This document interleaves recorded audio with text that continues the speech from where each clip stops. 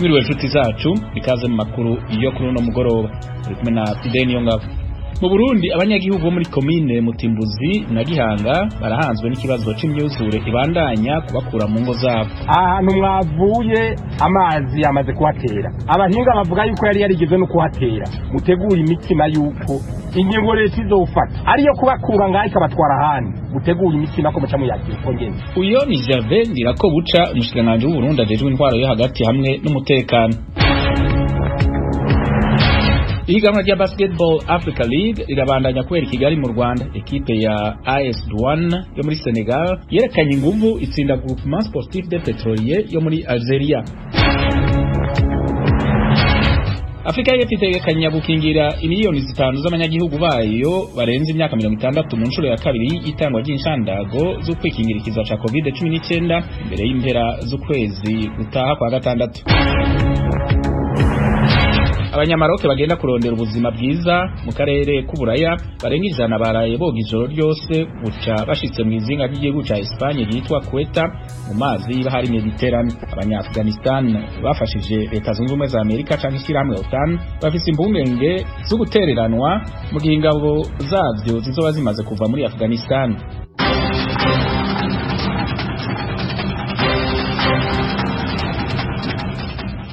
Idonido ry'amakuru avugwa hirya no hino ku isi. Afrika y'Epfo itegekanya gukingira imiliyoni 5 z'abanyagihugu bayo barenze imyaka 60 mu nshuro ya kabiri y'itangwa ry'inshandago zo kwikingira ikiza ca COVID-19 imbere y'impera z'ukwezi gutaha kwa gatandatu. Eugenie Mukankusi araduha ibindi. Byavuzwe na Minisitiri w'Ubuzima. Icyo kiciro cya kabiri cyatangiye uyu munsi kuwa mbere. Minisitiri Zuweli Mukize yaratangaje ko iryo kingiro rizashoboka bitewe nuko bazaba babonye inkingo miliyoni 4 n'igice za Pfizer na miliyoni 2 za Johnson & Johnson mu mpera z'ukwezi kwa gatandatu. Minisitiri Mukize yavugaga ko inkingo 325 za Pfizer zari buhagere mu ijoro ryakeye bigatuma inkingo zigera ku 975 na 780. Kugeza ubu Afrika y'Epfo yatumije inkingo za COVID-19 zihagije ku baturage miliyoni 46 muri miliyoni 60 zituye igihugu. Minisitiri w'Ubuzima yavuze ko igihugu gitegereje ko urukingo rwa Johnson & Johnson rurekurwa n'ikigo cy'Amerika gishinzwe ibiribwa n'imiti FDA nyuma y'uko ubuyobozi bwacyo bubaye buruhagaritse hanyuma rukongera rugasubizwaho mu byumweru 2 byakurikiyeho. Byaturutse ku mpungenge z'uko haba ukuvura kw'amaraso ku muntu waruhawe.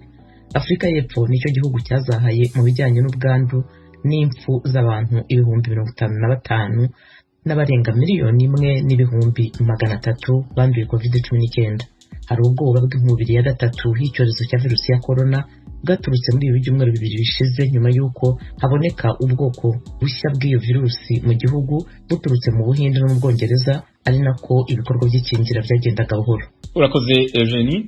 Abanyamaroke bagenda kurondera ubuzima bwiza mu karere k'Uburaya barenga 100 baraye boga ijoro ryose buca bashitse mu izinga ry'igihugu ca Espagne yitwa Ceuta mu mazi y'ibahari Mediterane. Idonido na Thomas Kamirindi. Ceuta mu cyespanyol bita Ceuta ni umujyi n'ikirwa gifite kilometero kare 18 ituwe n'abantu bagera ku 80,000 iri nko muri kilometero 8 uvuye ku mupaka wa Maroc.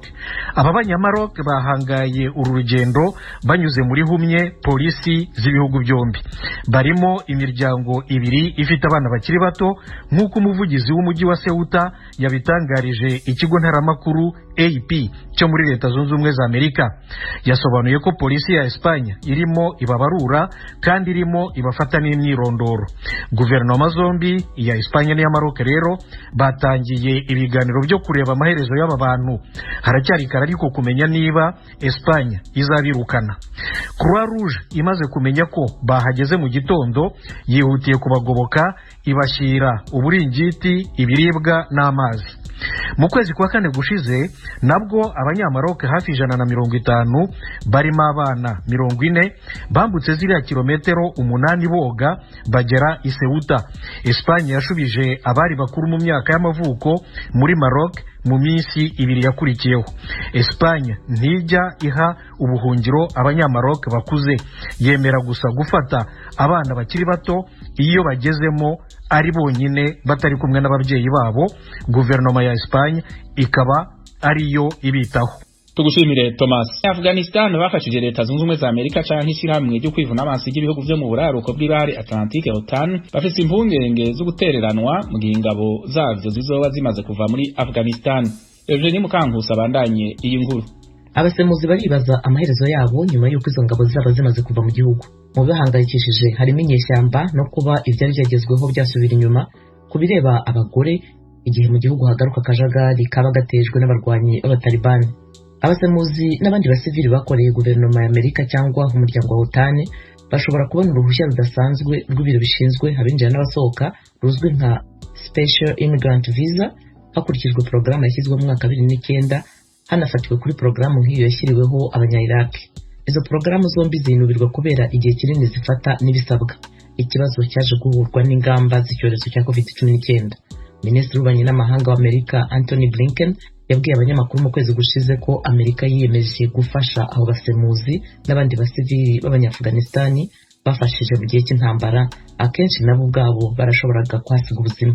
Abasemuzi byibura 300 barishwe muri Afghanistan kuva mu 2016 kandi abatalibani babyumvikanishije batarya iminwa ko bazakomeza kubibasira, nk'uko Matt Zeller wabaye umwofisiye mu gisirikare akaba umwe mu bashinze umuryango No One Left Behind bisobanuye ko ntawasigaye inyuma, ukaba umuryango urengera abasemuzi abivuga. Abagize Kongere y'Amerika hamwe n'abahoze mu gisirikare basabye guverinoma ya Amerika kwihutisha ibikorwa by'abasaba visa muri iki gihe bifata imyaka irenga 3. Urakoze Eugenie kuri iyo nkuru. Muri Afrika y'Epfo urubanza rw'uwahoze ari umukuru w'igihugu Jacob Zuma rwigijweyo. Thomas Kamirinda dufite ibindi kuri iyi nkuru. Jacob Zuma ashinjwa ibyaha bya ruswa byo mu 1999 ubwo yari vice president wa Repubulika. Areganwa na societe ikora kandi igurisha intwaro yitwa Thales yo mu Bufaransa. Zuma yari yicaye mu rukiko n'abayoboke be barimo Ace Magashule uheruka guhagarikwa by'agateganyo ku mwanya w'umunyamabanga mukuru wa ANC, ishyaka riri ku butegetsi muri Afrika y'Epfo. Magashule nawe arimo arakurikiranwaho ibyaha bya ruswa mu nkiko. Ubushinjacyaha buvuga ko societe Thales yahaye ruswa Zuma kugira ngo ayorohereze gutwara isoko ryo kugurisha mu gisirikare cya Afrika y'Epfo intwaro zari zifite agaciro k'amadolari miliyari 2. Iyi ruswa nk'uko ikirego kibyemeza ingana n'amadolari 35,000 Zuma yagombaga kujya afata buri mwaka guhera mu 1999. Zuma na Thales barabihakana. Uyu munsi urubanza rwabo rwagombaga gutangira mu mizi yarwo, ariko umunyamategeko wunganira Zuma yahise abwira umucamanza ko yiyamye umushinjacyaha mukuru amusaba kwikura mu rubanza. Byatumye umushinjacyaha yimurira iburanisha ku wa 3 w'icyumweru gitaha ku itariki ya 26 y'uku kwezi. Tugushimire Thomas.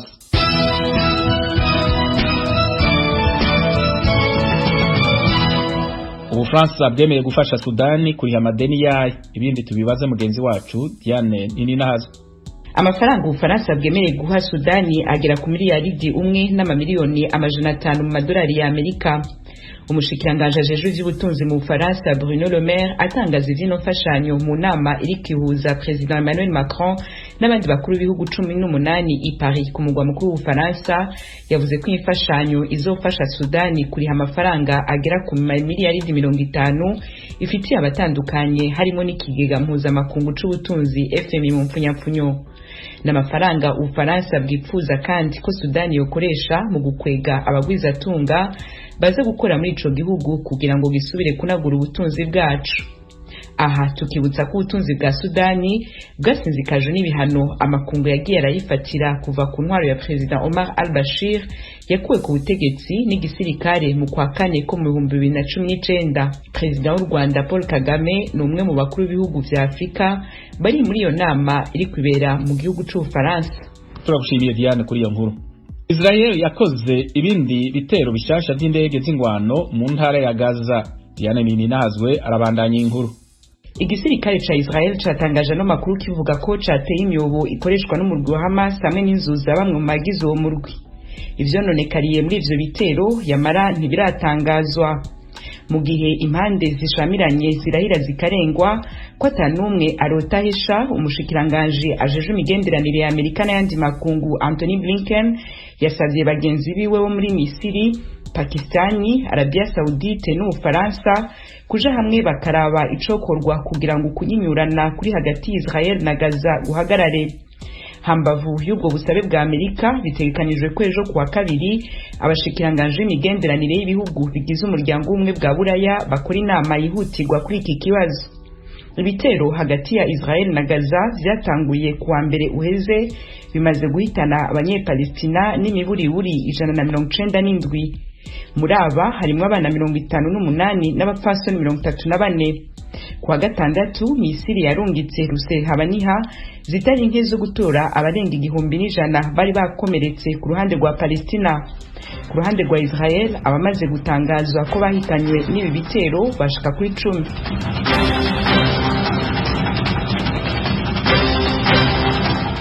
Barakoze bagenzi bacu kuri ayo makuru yo hirya no hino ku isi bahejeje kudushikiriza. Ijwi rya Amerika ribandanya kwashikiriza ibiganiro vyaryo mu Kirundi n'ikinyarwanda. Mushobora no kudukurikirana kuri Facebook no ku kibanza cacu ca internet arico wezi3 radio yacu voa.com. Mukanya makuru yo mu karere k'ibiyaga binini.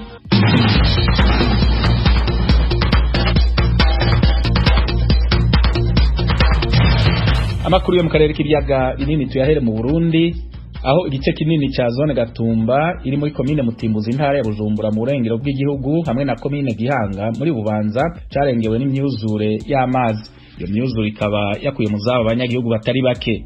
Haraheze imyaka 3 yikwirikiranya aho mu Gatumba hama havugwa imyuzure ikura abantu mu vyabo. Iyi nkuru yakwirikiranywe na mugenzi wacu Eroje Wirikaneza ari Nairobi muri Kenya. Harurwa mu 3 birenga nibo bamaze gukizabo bagahunga imyuzure y'amazi y'uruzi rusizi rugabura Burundi na Kongo hamwe n'ikiyaga Tanganyika. Abatunzwe n'uburovyi muri ico kiyaga n'abirimizi bose bemeza ko ubuzima busanzwe bwahagaze nk'uyu mugabo n'uyu mukenyezi. Ko twari tubayeho nyene twarima kuko urabona nk'ubu honyene imirima yaratwawe kubera nyene iyo rusizi maze yabaye menshi mu ndimiro hose abantu twarima nyene uko byari bisanzwe nyene tukarima abandi nyene bagahangayika nyene mu buryo butandukanye, ariko rero bivanye n'amazi ubu nta hantu na hamwe umuntu yikora ngo karagenda nuwoza guca gatasha nahagenda kugaca kubera amazi ari menshi, nta hantu na hamwe atari amazi.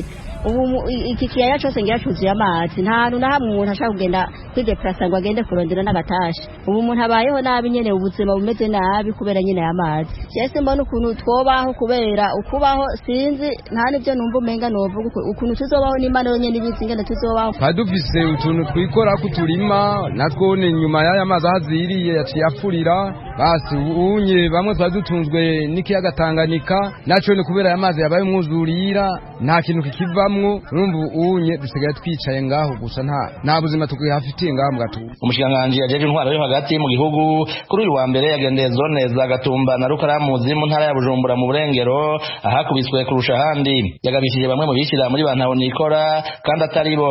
Gervain Dirakobuca hariho abantu bari ngaha munsi y'aya mahemba bafise inyinshi wabo aho mvuga bande umuntu yari umurokatere yarasanzwe apanze inzu mu Gatumba cyanye mu Rukaramu. Ibi bibazo biri ngaha ntibimuraba, warapanze inzu iyo nzu yarapanze yaragiyemo umwuzurira aragenda agapanga iyi nzu ahandi hantu hama tugasigara tuko dutorera inyishu abafise ibibazo by'ukuri bateshejwe izabo. Hariho abantu bafise amazu iwabo mugabo usanga bari muri twebwe nyine ngaha. Ibibazo nk'ibi kugira leta ibitorera inyishu nuko itora inyishu z'abakeneye inyishu atari inyishu z'abandi bashaka ko nka leta kandi bafite ibindi ku ruhande. Nagira nsabe rero ko abajejwe intwaro batugirira identification abantu bose bari bapanze igitigiro kwabo abari baba mu mazu yabo bagize ibivyago ukwabo. Ndirakobuca yanavuze ko tuduce leta ishobora kutwimuramwo abantu burundu bagahamagarira abayifasha kuyifata mu mugongo. Ahantu mwavuye amazi yamaze kuhatera, abahinga bavuga yuko yari yarigeze no kuhatera. Mutegura imitima yuko ingingo leta izofata ariyo kubakura ngaho ikabatwara ahandi. Mutegura imitima ko muca muyakira uko ngene niyo nyishu leta izobibona irama. Nibaza ko leta igiye kwicara kugira itora inyishu irama kuri iki kibazo ku buryo atamwe n'igihugu azosubira kugira ikibazo kuri aya mazi ya Rusizi n'amazi ya Tanganyika. Aho rero ndabahamagarire gutegura imitima. Arabacha bavuga ngo tuzatukuye ngo ku Kaboga ngo kwitanganyika ngo ku Rusizi. Ivyo byose mu vyitegurire byose ko bishoboka. Aho leta izobona ikibanza mu amahoro n'umutekano abana bakingiwe n'izobashira nagire mpamagarire abasanzwe badufasha kubandanya by'ukuri badufasha kuko biraboneka ko ari ikibazo gikomeye ahantu hari abantu bangana gutya begeranirijwe atacuzu twasugumwe duhari n'ibibazo bikomeye badufate mu mugongo kandi badashira mu inzitizi. Ariko bamwe mu banyagihugu nka Eliane Minani w'imyaka 49 bifuza ko iyi ngingo yoba irabangiriweko. Twebwe twari muri Kinyinya ya mbere ariko rero kubera amazi ari menshi yaduteye ava muri Rusizi ubu nico twosaba yuko abodufasha ko bodufashisha hageze nko mu gihe cyo mu kwindwi amazi kumbura hari gihe Imana yodufasha rugakama tukaronka imfashanyo yo kuja kudufasha bakadukorera Rusizi bakadukorera idigi yo kuzibira Rusizi aho Rusizi rwose rumenera gwinjira mu gisagara bakaguzuza nyene neza bakadukorera idigi hama abanyagihugu tukongera tukiberaho amahoro kubera amazi adutera ava muri Rusizi. Uyu mukenyezi anafite n'izindi nkungenge uko abanyeshure bagiye kubigenzana cyane abimirije gukora ibibazo vya leta. Abanyeshuri bose ubuya bariko barayerera ubuya basanzaye sinumva rengene bizogenda sinzi ko bagira neza boshobora kubarabira nk'ikibanza nyene kira ahantu hakamutse kugira ngo bakore ikibazo ca nyuma nyene barabe ingene kubera nihagera kumbura hari igihe amazi Imana izodufasha agakama nk'abazokora konkuru nk'ubu bimirije gukora konkuru nibaza yuko bo badeplace bakabajana nyene mu mashuri y'uburaro kugira bakegera aho bashobora gukora ikibazo neza bafite umutekano kubera nk'ubu nta mutekano bafise. Mu kwezi kwa kane uyu mwaka abantu bagera ku 1500 nibo batashijwe izabo n'amazi ya Tanganyika mu ntara za Bujumbura na Rumonge mu manuko bushiye uburengero nk'uko vyemezwa n'isata cy'igihugu kijejwe gukinga ibiza n'isibe. Abantu baba 28 nabo bari mu miryango 6000 birenga nibo bari batashijwe izabo n'amazi y'uruzi Rusizi yarenze inkombe mu mwaka ushize arasendanisha atwara amazu n'imirima. Abagera ku 6736 barimuwe kuko uturere babamwo twari tugeramiwe kurusha utundi. Urikaneza ijwi rya Amerika. Urakoze Eloge. Mu Rwanda urwego rw'igihugu rujejwe gutoza ibyaha RIB rutangaza ko rwataye mu mvuto mu ndwi irangiye abayobozi 8 n'abagwiyemeza mirimo 2 mu turere twa Musanze, Burera na Gicumbi mu ntara yo mu buraruko bw'igihugu bakurikiranwa ku vyaha vya ruswa no kugereza ibikoresho byabigenewe kubaka ivyumba vy'amashuri. Jean Baptiste Ndabananiye araduha inkuru y'Indonide. Abatawe muri yombi biburera ni Jean Baptiste Kagaba umunyamabanga nshingwabikorwa wa Cyeru na Dieudonné zirimwe abagabo ushinzwe uburezi muri Cyeru. Abimusanze Theoneste Hanyurwa Bace umunyamabanga nshingwabikorwa w'umurenge wa Nkotsi, Joye Nduwayezu ushinzwe uburezi muri Nkotsi, Munyakabaya Majugu umuyobozi w'ishuri ribanza rya Rugarika, François Xavier Nzabonimpa rwiyemezamirimo, Innocent Habyarimana uyobora ishuri ribanza rya Gataraga mu murenge wa Busogo na Thomas Karamaga rwiyemezamirimo. Ab'Igicumbi ni Theogene Harerimana umuyobozi w'urwunge rw'amashuri ya Gaseke na Emmanuel Butera ushinzwe uburezi mu murenge wa Mutete. Ku wa kane mu gitondo umuvugizi w'umusigire wa RIB Thierry Murangira yabwiye ijwi rya Amerika ibyaha bakurikiranweho. Ruswa, gukoresha ububasha bahabwa n'itegeko mu nyungu bwite ndetse no kunyereza umutungo aho bishyuraga abakozi babaringa ndetse no kunyereza ibikoresho by'ubwubatsi byari byagenewe kubaka ibyumba by'amashuri, gukurikirana abantu barya ruswa ndetse n'abanyereza umutungo wa leta ni gahunda RIB yatangiye mu minsi yashize nta nubwo izagahoka na gato kugeza igihe ibikorwa nk'ibi bizacika. Murangira yavuze ko RIB yari iri gukora amadosiye yabo kugira ngo ashyikirizwe ubushinjacyaha. Ingingo ya 5 y'itegeko rihana icyaha cya ruswa ivuga ko urukiko rubahamije ibyo byaha bahanishwa igihano cy'igifungo kitari munsi y'imyaka 7 ariko kitarengeje imyaka 10 n'ihazabu yikujya inshuro hagati y'3 n'5 z'agaciro k'umutungo banyereje. Umunyamategeko Maître Jean Paul Manirafasha ntakozwe iki gihano cy'igifungo avuga ko ari gito ko kitagamburuza abantu kureka icyaha cya ruswa yemeza ko cyahindutse nk'icyorezo. Leta n'ubuyobozi ntacyo badakora. Impamvu mvuga ngo kurya ruswa bimeze nk'icyorezo nuko ibintu babihana ariko bigakomeza. Ibyo bya ruswa mu nzego zifata ibyemezo zitanga service rwose ni nk'indwara y'icyorezo ifata umuntu. Ntanga inama ko nk'ibyo byakozwe n'abakozi ba leta bahembwa amafaranga aturuka ku misoro y'abanyarwanda. Navuga ko nk'icyaha cya ruswa ugifatiwemo akwiye kuba ahabwa nk'igifungo cy'imyaka 20 cyangwa 25. Mu gihe Maître Manirafasha avuga ko ruswa yabaye nk'icyorezo, uyu mugabo wo mu majyaruguru nawe agaragaza ko ruswa yabaye icyorezo muri izo nzego. Gusa ntashaka ko tumuvuga imyirondoro ku mpamvu z'umutekano we twanamuhinduye ijwi. Ruswa ntabwo izareka kuribwa bitewe n'abayobozi nubwo nta kutamuvuga ariko barahari batari umwe batari babiri batatu. Hari imvugo bakunda gukoresha ngo netiwaka yabuze ariko nshobora kujya kuri Fidel Cafe, ariko mu by'ukuri ntabwo netiwaka ziba zabuze, ahubwo bari gushaka ikiguzi hora ku irembo. Ni benshi baza nk'uko nakubwiye ko ntabavuga ariko ndabazi, ntabwo njye mbishyuza ariko bo ubwabo bakishyuza. Ashobora kuza gushaka icyiciro cy'ubudehe adafite amafaranga y'ibihumbi 5 ntacyo yabona. Byitwaje ngo ntimubona ko turi gukorera hano kuri interineti y'abandi. Umunyamategeko Maître Manirafasha avuga ko ubukangurambaga bwakozwe buhagije ko aho bigeze ari gushyiraho amategeko aremeye, nyamara undi munyamategeko mugenzi we Maître Frank Mugisha abibona ukundi. Cyakoze nawe yemera koko ko amategeko akwiye gukazwa. Ibihano bikomeye byo birakwiye, ariko ntabwo byonyine bihagije, bigomba kuba byajyana n'izindi ngamba nk'ubukangurambaga. Ubukangurambaga bukwiye gutangirwa mu bana, bagakura bazi yuko kwakira ikintu atagenewe ari bibi, bagahera muri yaba ari mashuri abanza, mu yisumbuye no muri za kaminuza, ku buryo uwo muco ubinjiramo. Frederic Maniriho mu murenge wa Nkotsi yemeranya na Maître Frank Mugisha ku ngamba y'ubukangurambaga mu guhashya ruswa. Cyatanga umusaruro ukomeye cyane, uhereye ku bana bakiri batoya ukazamuka ukagera ku bakuru no mu nzego zose. Kimwe na wa munyamategeko Maître Manirafasha, wa mugabo nawe avuga ko ubukangurambaga ntacyo bwamara. Amanama twitabira ikintu cya ruswa ntabwo twataha batakivuzeho, kandi usanga no mu masantere ku bigo bya leta baragiye bashyiraho ibipapuro bibuzanya gutanga ruswa n'ubwo babyigisha mu mashuri. Bariya bari kubyigisha n'ababyigishwa nk'ubu baba bari kubakarizamo ingamba zo kubisaba, n'akabye icyangombwa cy'uko ntakatiwe n'inkiko. Ukwezi kwa kane kukaba kurangiye twakigeze hagati mu kwa gatanu, ntabwo ndabona icyangombwa, ntabwo baraseni bashinzwe kucuruza umuntu ubirimo, ntabwo nabura kumuharisha. Avuga ahubwo ko hakwiye ubugenzuzi bwimbitse kandi buhoraho ku batanga serivisi. Maître Mugisha nawe ashyigikiye ubwo bugenzuzi, ariko agashimangira ko hakwiye uburyo bwinshi bunyuranye mu rwego rwo kongera amahirwe yo kurandura ruswa. Jean Baptiste Ndabananiye, Ijwi ry'Amerika mu Majyaruguru. Tugushimire Jean Baptiste.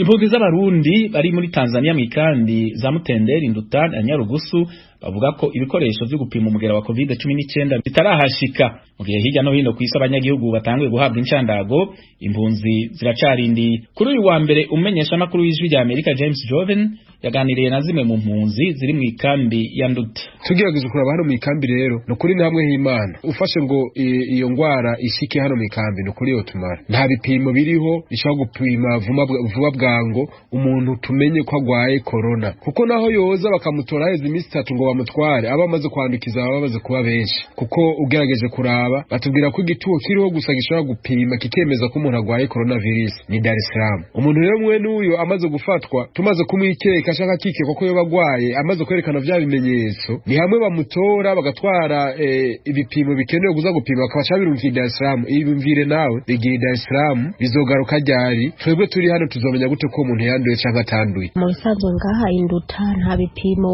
bihari bipima ico kiza. Twe twifuza yuko asha tworonka ibintu ze ibikoresho bikwiye kugira umuntu wese afashwe ngaha aye agende gupima ngaho hafi vyoroshe, kuko numva ngino muri nkambi nta bipimo bihari ngo barinda gusafi isafari hiyo za Dar es Salaam. Saje nk'ico mbona kimwe kiriho gusa bivanye n'iyo ngwara ya coronavirus, nka twebwe nk'impunzi kuntu tumeze kujya ku umwana arezwe mu maboko ategeye icyo nyine bazamubwira canke se wiwe, nuko nk'ubu bavuga ko ibipimo biri kure gusa bo bitwegereza kugira twebwe nk'impunzi tugurikirwe cyane, kubera twebwe nka twebwe duhanze amaso yuwe nyene, kuko yuwe nitabaye hafi impunzi zirahona. Twe tubona rero nka twebwe nk'impunzi kwera ico kimwe n'abene gihugu begereye hano amande y'amakambi, kosaba ko ivyo bipimo leta yogira inguvu cyo kimwe na UNHCR yoyo itujejwe bakabizana mu ikambi, kuko umuntu nimba baza kwikekwa canke baza kwerekana bijya bimenyetso vyerekana ko yabagwaye ico kiza ca corona amenyekane hakiri kare kugira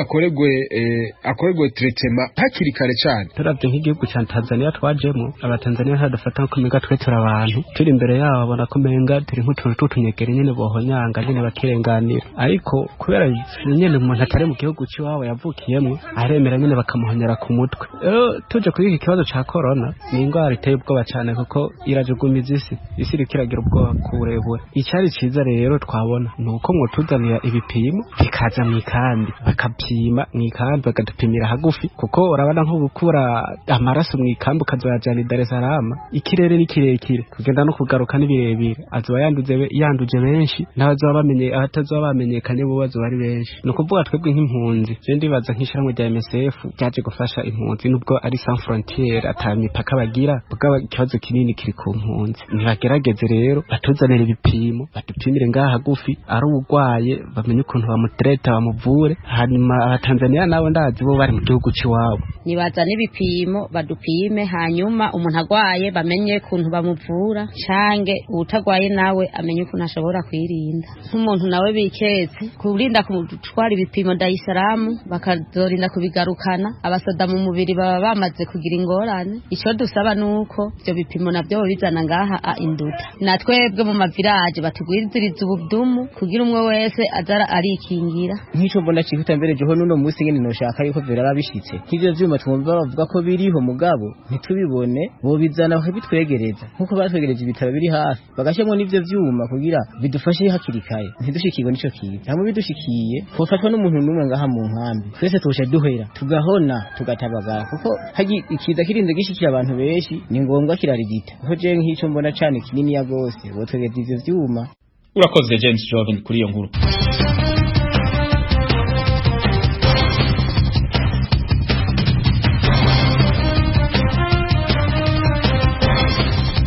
Radio Ijwi ry'Amerika i Washington DC.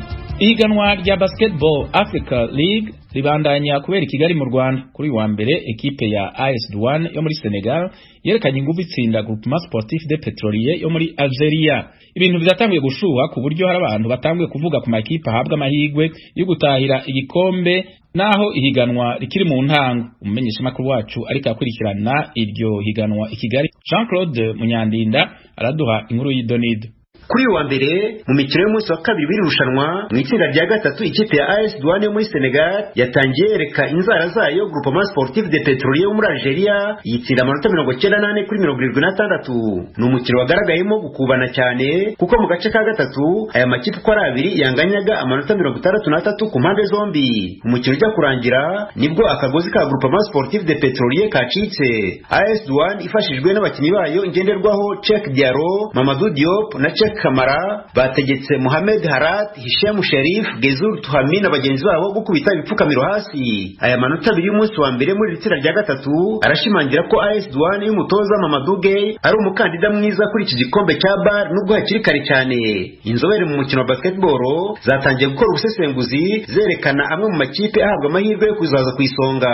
Kipe ya US Monastir irakomeye cyane ahubwo kuri njyewe nibo bafite icyizere cyane gutsinda irushanwa. Ni ikipe ifite abakinnyi bagera kuri 8 bakina muri ikipe nationale ya Tunisie kandi murabizi ko aribo defending champions ba Afrobasket. N'abakinnyi bamaze imyaka irenga 10 bari kumwe baraziranye bafite experience yo hejuru muri 2019 bakinanye muri Coupe du Monde mu Bushinwa n'ubundi